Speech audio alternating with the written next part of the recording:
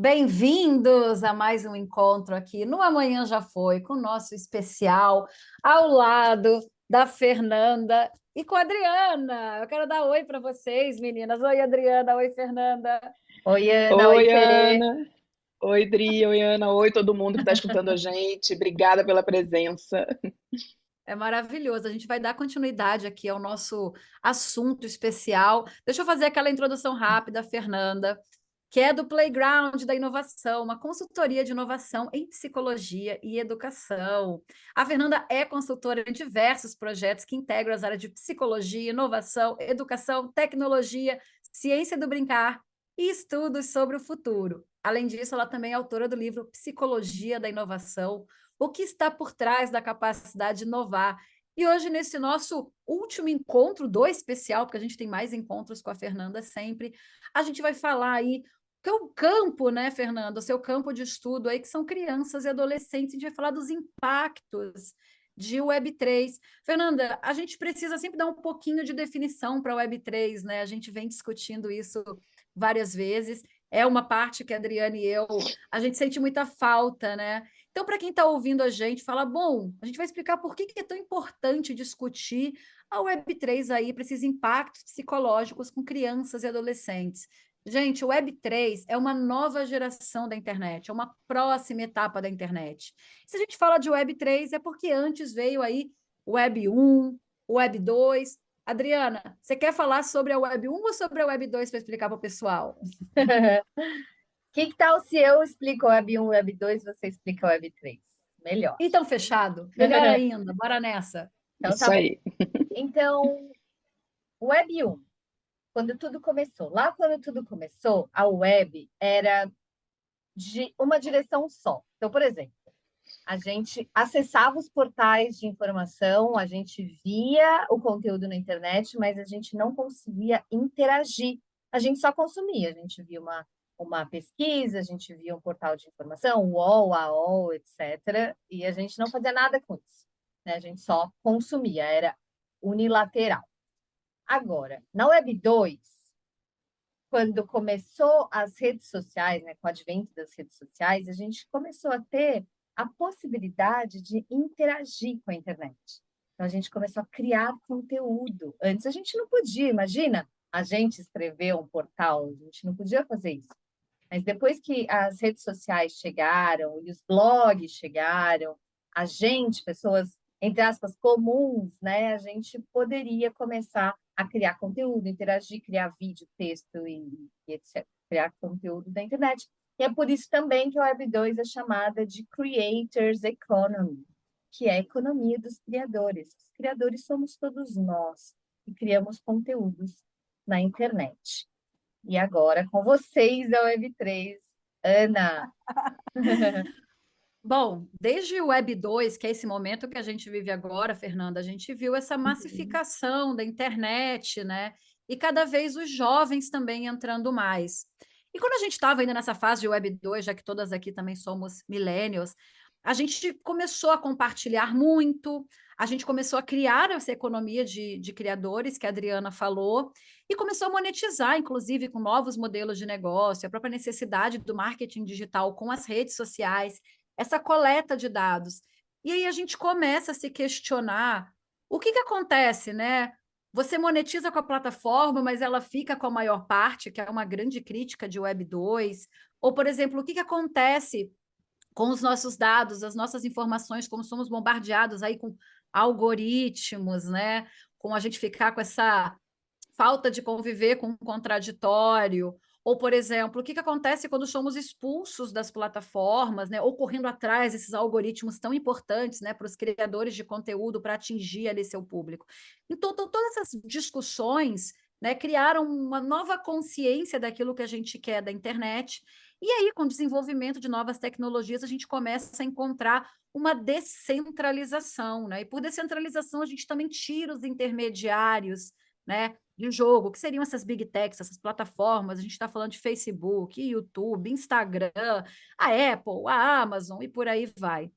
E a gente começa a ver também novas tecnologias né, que tem aí realidade virtual, realidade aumentada, que estão impulsionando essa ideia de metaverso, que domina muito esse conceito de Web3, e a gente começa a discutir os impactos, né, de como que é esse uso da internet, como é que funciona essa imersão. Então, depois a gente entender por que a gente está olhando para a Web3, né, que essa interface tão imersiva da internet, a gente com mais poder, a gente com mais liberdade, isso obviamente causa algum impacto, né, Fernanda? E aí eu tenho que já te fazer a primeira pergunta. O que importa, né? Por que a gente está aqui discutindo isso e com esse olhar para crianças e adolescentes? Uhum. Ai, gente, primeiro assim, escutando vocês falarem, né, a gente vai vendo assim que salto de desenvolvimento, né, a gente está vivenciando, a gente está testemunhando, né, nessas últimas décadas de Web 1, Web 2 e aí agora Web 3, né? Quantos desafios, quanta coisa rápida, tudo acontecendo ao mesmo tempo aqui e agora, né? E eu como psicóloga, né, e como mãe, ai, dá um nervoso, né? Porque você fala, meu Deus, gente, é tanta coisa, como é que a gente vai dar conta disso tudo? Como é que a gente ajuda nossos filhos, né? E a gente está vendo cada vez mais que, ainda mais com essa tsunami, né, de Web 3 e alta conectividade, infraestrutura e tudo vindo por aí, como a gente está tendo uma relação mais de intimidade com a tecnologia. Que eu acho que lá na Web 1 isso não era possível, na Web 2 está sendo mais e vai ser cada vez mais.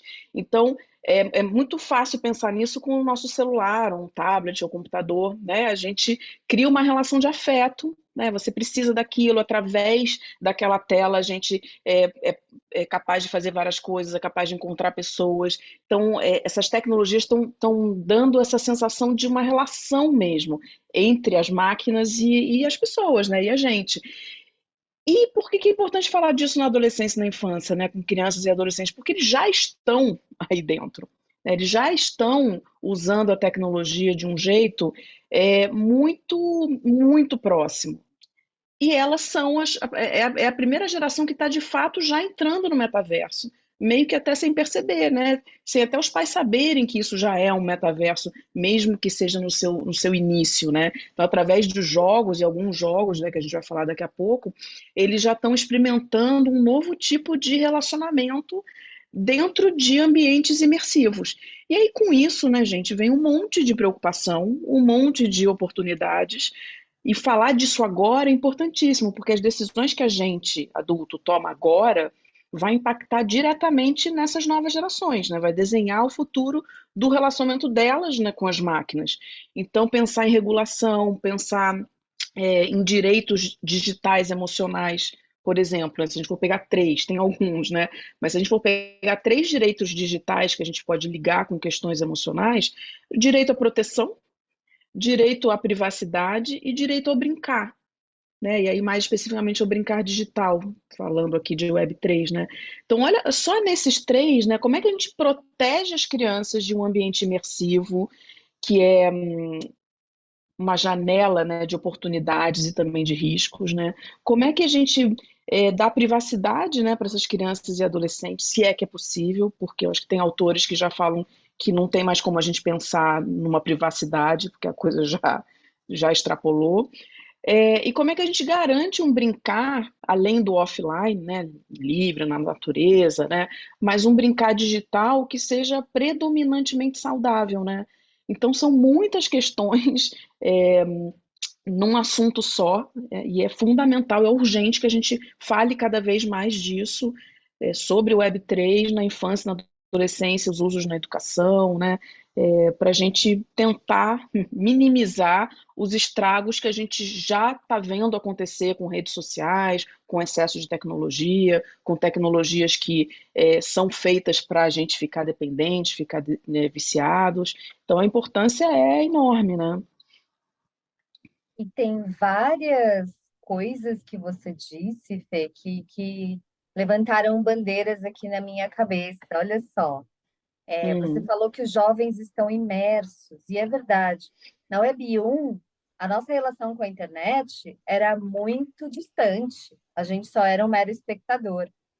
Na Web 2, as coisas começaram a ficar bem preocupantes, mas ainda os pais, eles sabiam mais ou menos mexer nessas ferramentas, assim, né? uhum, Agora, no Web 3, onde existem essas novas tecnologias de metaverso, esses jogos, as próprias comunidades que as crianças estão dentro do Discord. A gente não sabe, né? As pessoas não É. sabem aonde os filhos estão e Uhum. o que pode acontecer naqueles ambientes. E tem uma outra coisa, que são ambientes que ainda não têm legislação.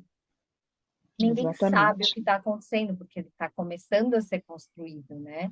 Então, tudo que Uhum, está uhum, acontecendo agora, nessa nova geração de tecnologias, é tudo muito experimental. Então, não tem uhum. filtro de segurança. Não É, tem, é próprio para tal idade. Então, é tudo ainda pior, né, Fê? tem dois pontos aí que você tocou, né? Um dessa coisa de ser experimental, que é realmente, a gente está vivendo num mundo que é o tempo todo experimental, que a gente não consegue ter uma clareza dos resultados conclusivos, né, das questões positivas e negativas de uma tecnologia, e a gente não vai ter, eu acho que cada vez mais a gente vai funcionar, assim, é o avião sendo construído no ar. Então, essa sensação que muitos pais têm de, meus filhos não são cobaias, e aí tem medo de ter algum tipo de tecnologia na escola, ou inovações na educação que não tem necessariamente a ver com tecnologia, mas novos modelos educacionais, a gente vai precisar abandonar essa ideia, porque assim, somos todos cobaias. Né? Hashtag somos todos cobaias, o tempo inteiro a gente está sendo, né? E isso é angustiante, dá medo, né? E isso é mais um fator que eu acho que contribui para um contexto global do porquê que as tecnologias e as que são cada vez mais avançadas, né, e serão, elas tomam tanto tempo, né, e energia da família, né, porque não é a gente, quando a gente fala de infância e adolescência, não tem como falar disso sozinho, a gente está falando de um contexto familiar e sociedade. A gente está num contexto global que favorece muito a dominação dessas tecnologias sobre o nosso cotidiano, né? O mundo ele tá mais ameaçador, né? Tem guerras, tudo junto, né? Guerra, pandemia, catástrofe ambiental, intolerância política, tudo isso deixa a gente mais inseguro, né? Por si É um só. excesso de informação, né? Excesso de informação, exatamente, né? Super bem lembrado. As cidades elas têm pouca infraestrutura para entreter criança e adolescente, tá? E mesmo falando de grandes centros, tá? Porque ter segurança para ir num parque, ter espaço público realmente para as crianças brincarem, ter opções para adolescente. O adolescente fica meio no limbo, né? Porque ele já não brinca num parquinho, mas também ele não vai num cinema adulto, fica tudo meio limitado, meio esquisito. A gente vive em escolas assim que estão ainda muito com foco em teste, né, prova e Enem e responder a pergunta, né, de forma certa, correta, né? É, tem Apertar tecnologias que elas são botão, né? A gente é exatamente, criado para apertar botão, pegar certificado e dizer, olha, você conseguiu uma nota aqui. exatamente. E E tudo muito linear, né? Assim, primeiro educação infantil, fundo de dois, nananana, até a criança poder ser ela, né? Assim, aplicada, né? Botar a criatividade dela para fora e viver a vida dela, isso demora, né? Meio que ela vai estar sempre com a sensação de que assim, tudo é no futuro, né? Tudo é para é, frente, né? Fernanda, Então, só você para acabou de. fechar essa, Uhum, só para fechar essa fala. questão do contexto global, porque ela é muito importante. Não é à toa que as crianças estão muito tempo nas telas, que essa é uma angústia muito legítima dos pais. Eu lido muito com famílias, escolas, né? Sempre recebo mensagem, como é que eu lido melhor com meus filhos, né? E com internet e tudo, porque fica às vezes parecendo que é só uma responsabilidade dos pais darem limite. Só que os pais estão exaustos por todas essas questões que eu falei, né? Então, assim, é uma responsabilidade de todo mundo, não é só dos pais de dar limite. É da escola de também ter educação digital, não só a parte técnica, né, mas um uso e um relacionamento adequado com a tecnologia. É responsabilidade das big techs, é responsabilidade de adultos que não têm contato com criança, todo mundo pensando nisso para minimizar essas desvantagens, né, de um excesso tecnológico, né? Isso Pode que eu já falar, ia Ana, te desculpa. perguntar. Não, era exatamente esse ponto que você abriu que eu já ia fazer pergunta. Porque uma grande Uhum. questão é assim, a tecnologia ela faz parte do mundo, faz parte dos negócios, não tem como as pessoas trabalharem sem tecnologia. A gente viu Uhum, na pandemia que não teve como, assim, a parte boa da escola para as crianças já não tinha mais, que era a hora do uhum, recreio, né? Que era o entrosamento com outras crianças e ficou só a parte da aula que era no computador, né? Para essas Uhum, crianças uhum, também, crianças e adolescentes, é muito natural esse uso das telas, né? E é difícil sim. limitar e quais contextos em que a gente consegue usar a tecnologia, né, para desenvolver alguma coisa. E aí vem uma coisa que de cara todo mundo pensa que é videogame. Videogame não é da Uhum, geração dos millennials, já vem de antes, né? Esse apelo que uhum, a gente tem com os videogames. uhum. E o videogame acaba sendo mais atrativo, ou videogame ou streaming, porque muita criança fica ali no Netflix Kids e tudo mais, Sim. e não vai Uhum, para o lado de fora, né? Não vai ralar o joelho, né? Não é aquela criança com o joelho uhum, ralado com mertiolate. Então, eu queria te perguntar exatamente da gente discutir essa entrada agora de mais circunstância de gamificação, mais circunstância de imersão a partir dos uhum, videogames, porque é o grande atrativo. E os videogames é, têm um papel essencial nesse desenvolvimento do que a gente tende a ver como metaverso ainda, né? Que é a criança uhum. estar ali jogando, interagindo, criando um mundo, criando uma economia, porque a criança hoje pede crédito para comprar ali o skin, a roupinha do avatar e tudo mais. E eu queria discutir com vocês um pouquinho desse papel dos videogames nessa Uhum. introdução das tecnologias, Fernanda. É super interessante, né, gente? A gente analisar com mais calma videogame, esportes, né, também. Eles têm um papel fundamental. Primeiro, porque eles estão entrando aí meio de mansinho, né? Sem a gente adulto perceber direito, que é a porta de entrada para as tecnologias mais avançadas. Então é isso, né? São os jogos como Roblox, como Fortnite, né? Minecraft, tem vários que já estão aí. É, lançando as crianças nessa lógica do compartilhamento, da criação, da negociação, de comprar os ativos lá dos jogos, né, as moedas, de experimentar várias formas de ser através dos avatares. Isso é super interessante, porque principalmente na adolescência, né, a criança que vai lá, o adolescente que pinta o cabelo, muda de roupa, de repente está no estilo mais, né, meio descolado, né, depois vai para o punk, depois vai para o emo e assim vai. Isso são maneiras de você construir sua identidade. O metaverso, né, e esses jogos, eles estão permitindo que isso aconteça de um jeito muito diferente e inédito. É criar avatares, trocar as skins, né, que já fazem parte da mesada de muitas crianças, né, mudar o rosto, as expressões. Então a gente vai vendo que os videogames, principalmente, mas também as outras tecnologias, né, como você falou dos streamings, e as redes sociais, né, elas vão entrando, elas vão ocupando buracos psicológicos dos seres humanos, né? Assim, a gente tem que pensar que necessidades emocionais básicas, né, do ser humano, essas tecnologias estão atendendo. E por isso que elas são muito potentes, né? Porque elas vão ali direto na veia, gente, a sensação de pertencimento, né? Pertencer a uma comunidade, a um grupo, né? A uma escola, a uma galera, isso é importantíssimo para a gente, né? Isso dá aconchego, isso dá segurança. Então, os videogames, eles são mini comunidades, né?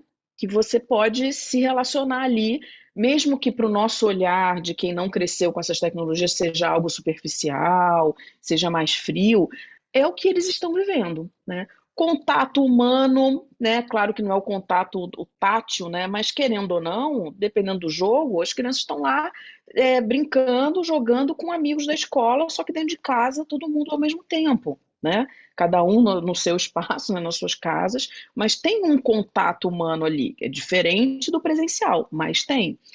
É, então, essa sensação de segurança também, de estar em casa, né, estar protegido, né, diferente de estar na rua, né, sei lá, o que vai acontecer, né.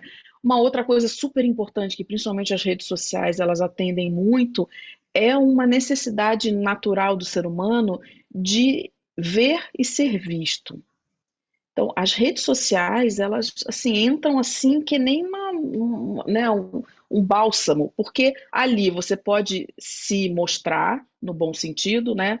Quem sou eu, o que que eu faço, o que eu estou fazendo no meu dia, ou eu posso ostentar, né? Dependendo do que for, seja por dinheiro, viagem, trabalho, né? E eu posso exibir também meus filhos, né? Ah, olha que graça, meu filho jogando futebol, ganhando medalha, a minha filha fazendo não sei o quê, a viagem que a gente fez. Então, esse exibicionismo que é natural da criança, é- isso vai se estendendo, né? E as redes sociais potencializam isso de um jeito que, como a Adriana falou, os pais acabam não sabendo muito, assim, que, né, assim, qual o problema? O que que tem, assim, eu compartilhar meus filhos o tempo todo, com o uniforme da escola, né, ou de sunga, de biquíni na praia, na piscina, o que que tem, né? Qual o problema? Que exagero.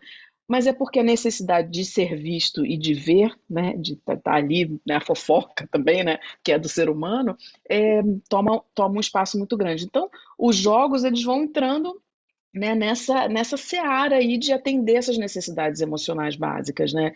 E são muito divertidos, né? Realmente entretêm, ajudam as crianças de várias formas, né? A realmente negociar mais, a ser mais criativo, a se comunicar de um outro jeito. Né? Não necessariamente melhor ou pior, mas de um outro jeito nesse momento. Então, essa proposta, né, de socialização, de conexão para essa nova geração, ela é atendida nos videogames, mesmo que nós adultos tenhamos as preocupações que a gente precisa ter de novos formatos de se comunicar, né? Seja por vídeo, seja dentro do jogo, seja através de vários avatares, né? Então, são essas necessidades emocionais básicas que o jogo vem aí, pensando mais especificamente do ponto de vista da psicologia da internet, né? Das questões psicológicas, eles têm muito sucesso nisso, né? Quando eu era criança, eu Hum, jogava videogame. Inclusive, eu estava falando com uhum, a Ana hoje mesmo sobre isso, de como eu era viciada em Mario Bros. uhum, E eu jogava e era um jogo muito solitário, porque eu tinha um irmão, sim, eu jogava com ele, tinha o pessoal do prédio, eu jogava com eles, mas você conseguia jogar sozinha, e eu passava muitas horas sozinha jogando também, enquanto meu uhum, irmão não estava. Hoje os jogos eles são mais coletivos, né? Então você joga com uhum, você joga com uma turma, você faz equipes, você está online. Gente, não tinha esse negócio de online no jogo. Isso é é, muito surreal para nossa época, né? uhum, Então, uhum, agora não. Agora eles têm os jogos e eles podem se comunicar lá, e eles têm a equipe, etc. E eles acabam desenvolvendo com essas skins e um monte de coisa, as personalidades deles dentro do jogo, dentro desse uhum, ambiente. Então, a sua personalidade dentro do jogo pode ser diferente da sua personalidade na vida real. Ou uhum, não diferente, mas talvez ela ajude a complementar. Então, por exemplo, uhum, eu uhum, era adolescente, queria estar no colégio, eu queria me sentir, sei lá, descolada. O que que eu ia fazer? Eu ia comprar uhum, fisicamente uma roupa, ou uhum, ter algum tipo de atitude, por exemplo, fumar um cigarro, cabular uhum, aula, porque daí eu conseguia mostrar para as pessoas que eu era de um determinado jeito, que eu era sim, rebelde, etc. Agora, com os videogames, você consegue também começar a expressar algumas características suas, sem que necessariamente fisicamente você tenha que fazer isso. Você uhum. pode cortar o cabelo. Por exemplo, você vai no nosso metaverso, a Ana tem a cabeça aqui raspada. Isso já diz muito da personalidade dela, que ela não faz na vida real, Mas mas eu usei na Uhum. vida real, sim. Eu tive sim. cabeça raspada por muito tempo, veja lá. Ó, Mas agora continua Hoje, não. lá.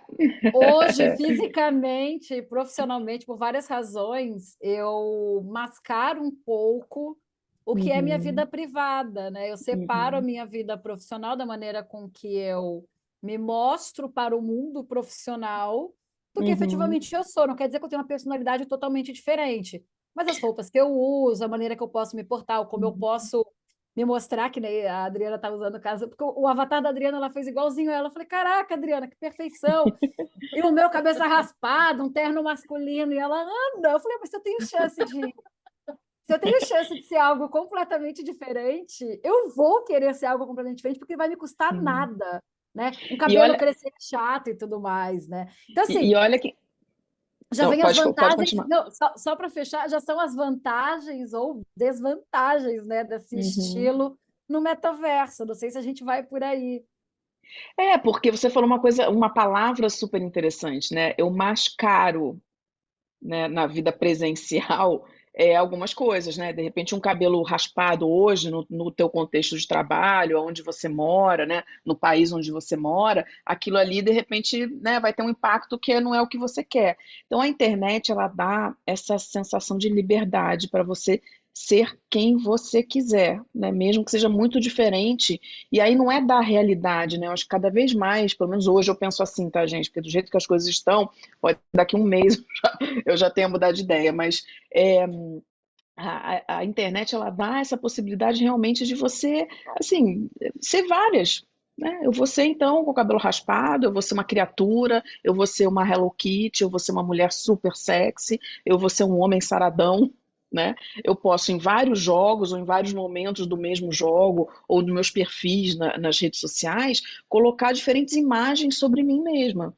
Né? E isso, por um lado, pode ser uma grande brincadeira, quase como trocar de roupa, né? Que gostoso, quem gosta de moda e tem vários estilos, mas também, dependendo da pessoa, das questões emocionais, dos transtornos emocionais que ela tem, vir para também demonstrar personalidades diferentes e desconectadas, né? E o quanto que isso vai impactar aquela pessoa ou não.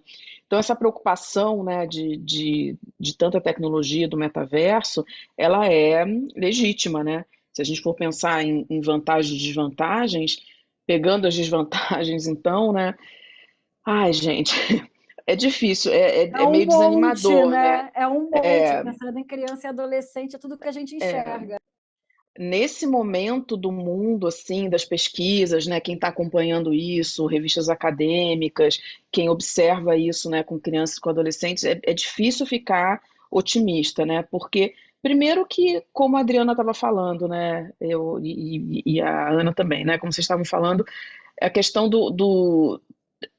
assim, da falta de regulação. Né? Tem pouca coisa de proteção realmente com relação à infância, no que a gente tem hoje de jogos e de redes sociais, o que tem de verdade, assim, eu não acho que seja eficaz, principalmente com um adolescente que burla controle parental, se precisar. É muito difícil para os pais controlarem isso realmente, assim, porque não tem como ficar o tempo todo com a criança e mesmo também ver o histórico, tudo você vê até um certo ponto, porque é isso, dependendo do adolescente ou da adolescente, vai tirar o histórico, vai limpar, né? Então, as crianças e adolescentes, eles ficam muito vulneráveis para cyberbullying, né? Assim, isso é muito, muito claro.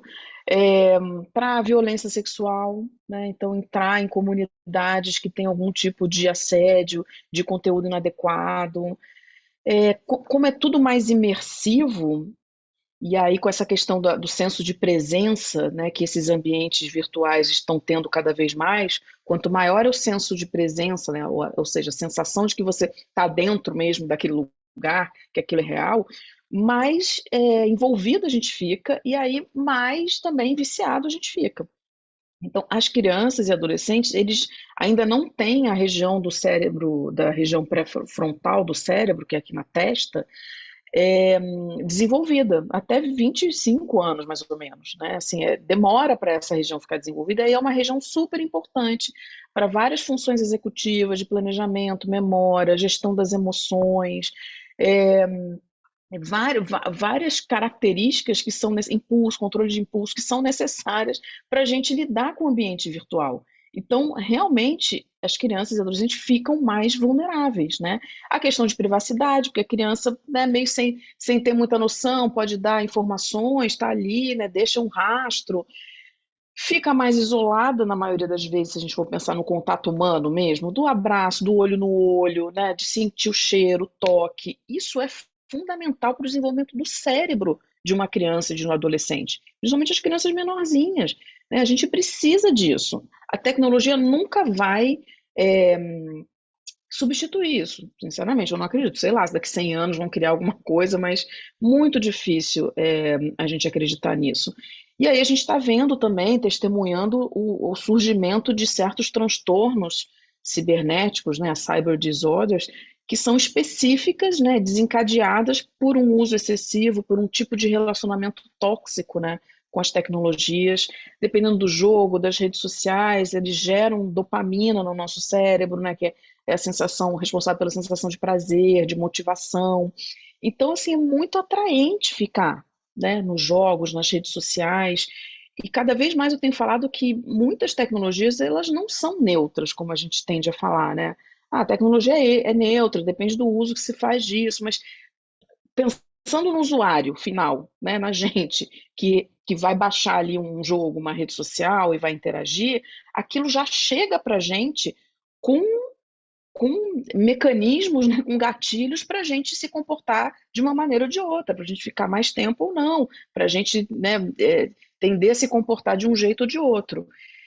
Então, as desvantagens hoje são muitas, infelizmente, né, e principalmente no campo da regulação, da privacidade. A gente precisa de adultos que sejam guardiões digitais, né? Agora, como é que os adultos vão ser guardiões digitais se a gente mesmo está tendo muita dificuldade de acompanhar isso tudo, né? Então, olha como a gente precisa de parcerias, né? Família, escola, startups, empresas grandes de tecnologia, governo, todo mundo pensando junto para criar leis e maneiras de fazer o design de novas tecnologias com as crianças e os adolescentes em mente, né? Com os direitos, o que é apropriado para cada idade. Então a gente está muito no comecinho disso, tem iniciativa sim, mas realmente a gente tem um desafio enorme pela frente, tem que juntar todo mundo, né?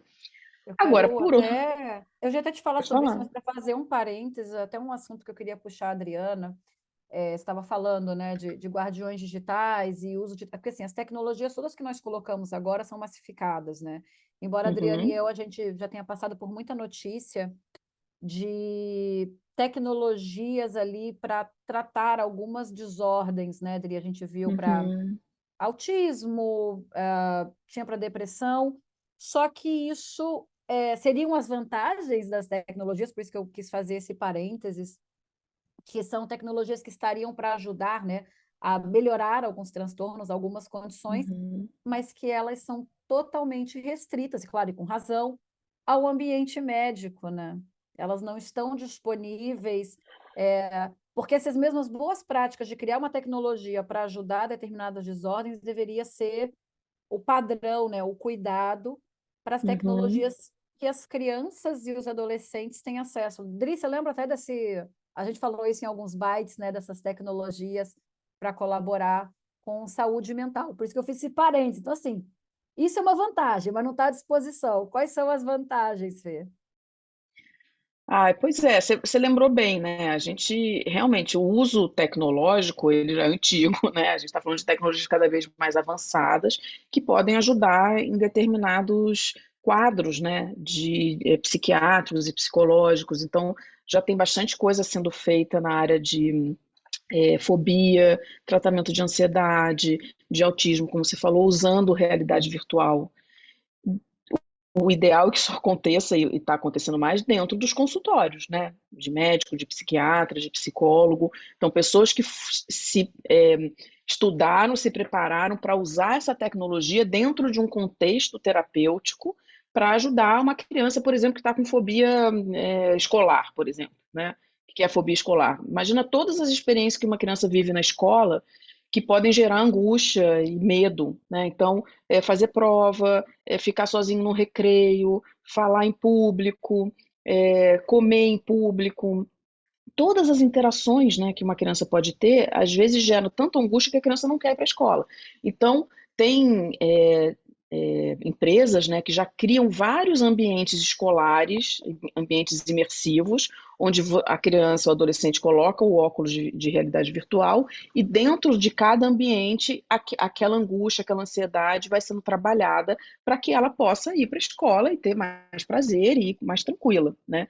Então, de fato, sem dúvida nenhuma, milhões, né, de tecnologias ao longo dos séculos, né, são usadas para melhorar a saúde, né, de uma maneira geral. E eu acho que no campo mais assim do dia a dia, do cotidiano, né, realmente, assim, se a gente for parar para ver os jogos, né, quem tem mais acesso à criança, eu tenho um filho de quase 12 anos, né, tem vários amiguinhos, a gente acompanha e tudo, e fora, né, os trabalhos de consultoria que eu dou, a gente vê as crianças tendo um poder de criatividade e de liberdade ali, para experimentar, né, para ser, para construir, que é difícil encontrar isso em outros lugares, né, em outras plataformas, né, ou em outros cenários, né. De novo, é claro que é importante ter isso também no offline, né? A criança poder estar lá numa praia, estar numa floresta e usar o que tem ali de ferramenta para construir na natureza. Isso aí a gente precisa ter sempre. Mas a gente focando aqui no digital, nesse brincar digital, ele realmente é muito interessante. Então, um adolescente que participa de redes sociais e cria, né, um vídeo e aquilo fica criativo, fica com uma comunicação bacana, aquilo ali ajuda, de repente, outros adolescentes, a um tutorial, alguma coisa que atinge, né, outras pessoas. Então, amplifica, né, e amplia muito o horizonte desse adolescente, dessa adolescente, né? Tem esse potencial. Então, como eu falei também, poder se experimentar, né, várias versões de si mesmo, né, nos jogos, isso entra num campo do lúdico e do brincar que é muito interessante, né? A questão também educacional, né? O quanto que o aprendizado pode ficar mais interessante, mais vivo, é, o quanto que essa tecnologia ela pode entrar para de fato ser uma inovação, para novos modelos de ensino, né? Mas, de novo, assim, um parênteses, né? A tecnologia, inovação em educação não é necessariamente tecnologia. De novo, inovação em educação não é necessariamente o uso de tecnologia. É anterior a isso. É mudar a mentalidade sobre o que é ensinar a aprender hoje, o que é necessário, né? Que formatos. Então, essa coisa de ficar escutando, né, o professor falando, várias aulas de 50 minutos, aí vai lá, faz um monte de teste, responde um monte de coisa, esse foco em prova, né, porque ainda tem Enem, ainda tem vestibular, isso pode ter a tecnologia que for, se a gente for manter esse tipo de formato, isso não é inovação nenhuma, né, pode ter metaverso, pode ter tudo, mas no fundo é para fazer prova, é para tirar nota boa e é isso que é reconhecido e ponto, né. Então a gente tem, né, um desafio aí pela frente. E é isso, a gente vai acompanhar. Por enquanto, o que eu vejo realmente, né, e pelas minhas pesquisas, a gente tem menos vantagens do que desvantagens. E se a gente pudesse unir cada vez mais, cada um contribuindo de um jeito, a gente pode ir virando isso, né? Tornando o ambiente imersivo e a Web3 um lugar, né, um jeito de se relacionar com o mundo mais protegido, mais saudável, que a gente consiga impor mais limites, né? Hoje é com as telas, mas tudo indica que a gente vai ter menos telas e mais dispositivos de voz ou visuais, né? Óculos, lentes, que a gente vai entrar na internet através desses dispositivos. Então, novos problemas vão surgir com novas tecnologias, novas oportunidades também que a gente nem imagina. Então, formar uma geração hoje não dá para ser uma coisa de um jeito que a gente tem formado, né, há centenas de anos da mesma forma.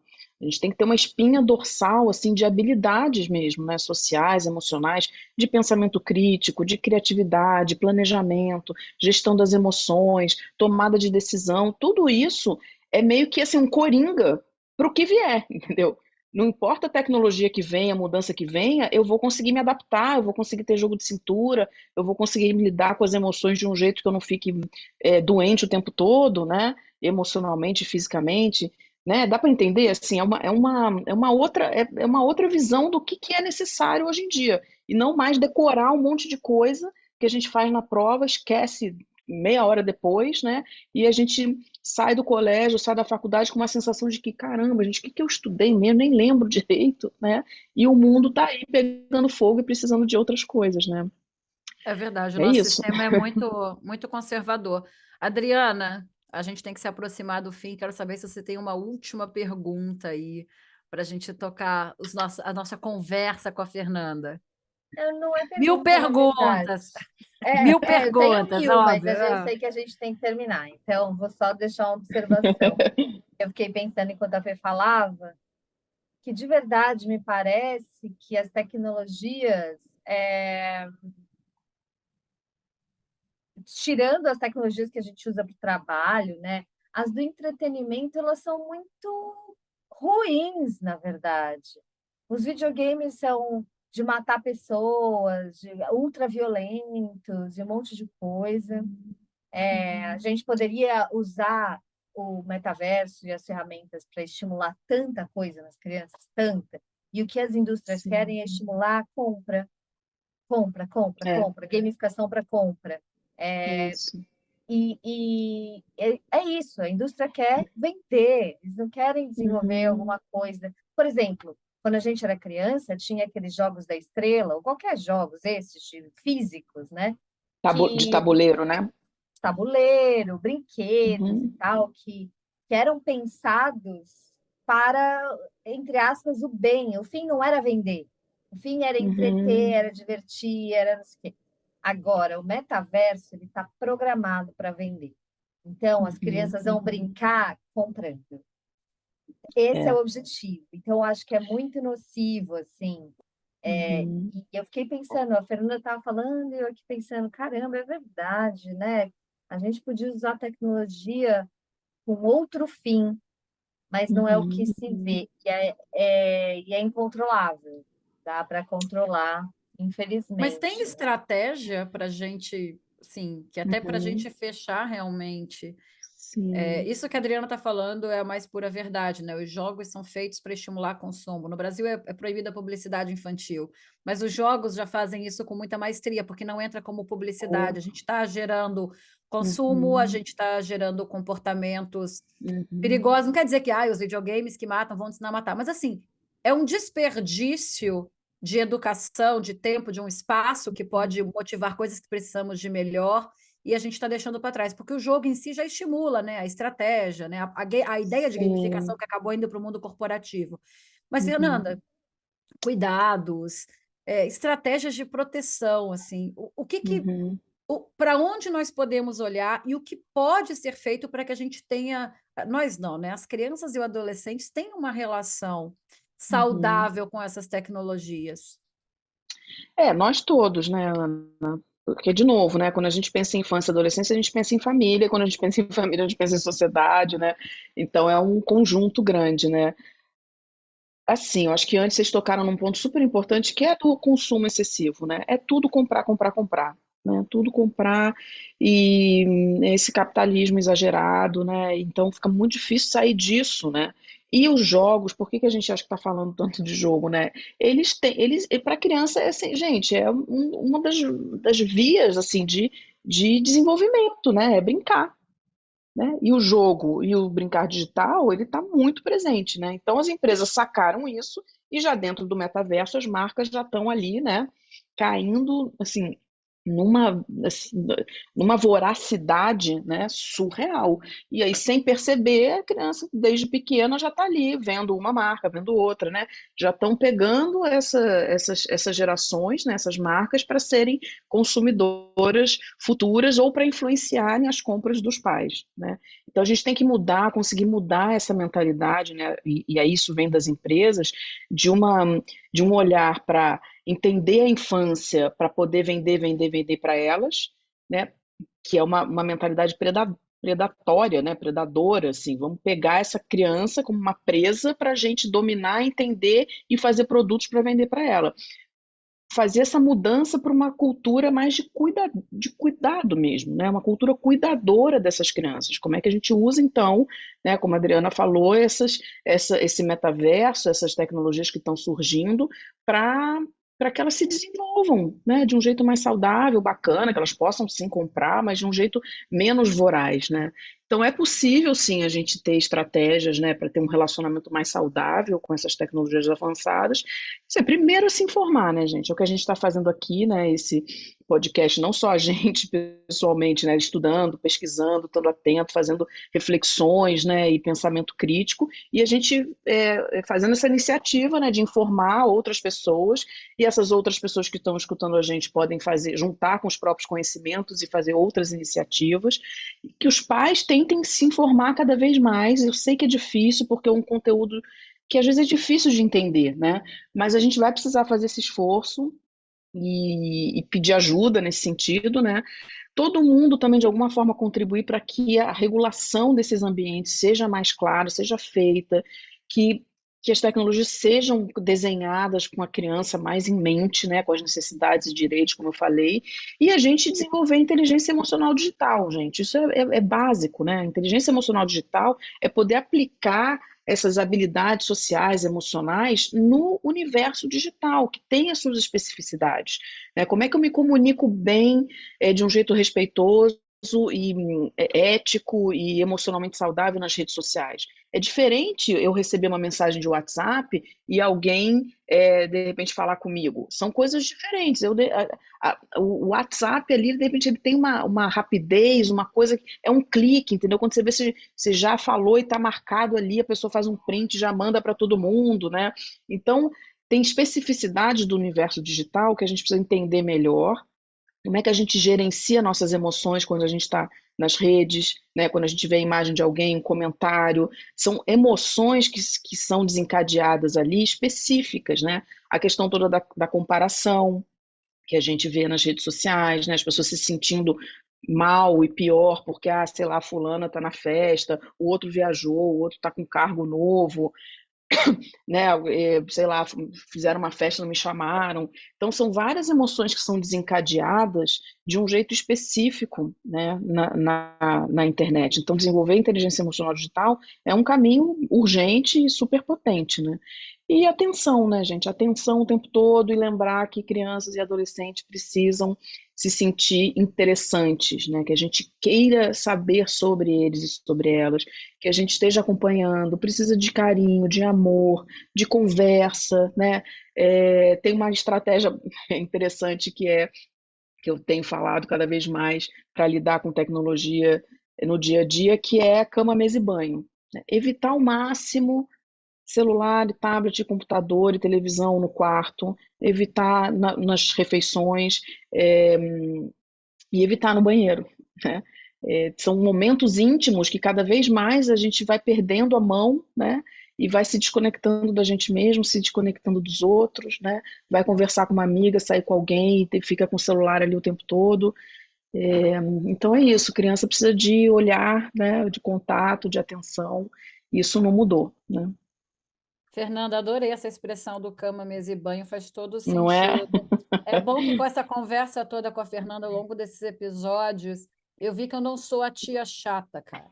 Eu tenho agora um embasamento psicológico, ainda mais com aqui, né, cheio de sobrinho e tudo mais, de falar, olha, não vai ficar no quarto.